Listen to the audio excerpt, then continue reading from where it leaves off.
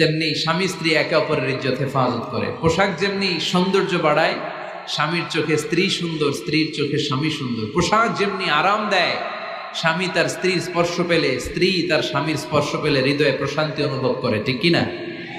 এজন্য দাম্পত্য জীবন, এখানে স্বামীও আছে স্ত্রীও আছে, ইংরেজিতে বলে কাপল, কাপল লাইফ। এই বিশ্ব সভ্যতা নির্মাণে নারী পুরুষ স্বামী স্ত্রী দুইজনেরই অবদান আছে না নাই?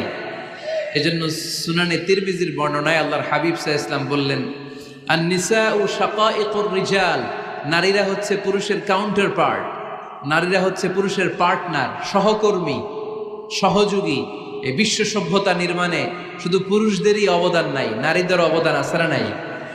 এজন্য কাজী নজরুল ইসলাম অসাধারণ লিখেছে, এ বিশ্বে যা কিছু মহান চিরকল্যাণকর, অর্ধেক তার করিয়াছে নারী, অর্ধেক তার নর।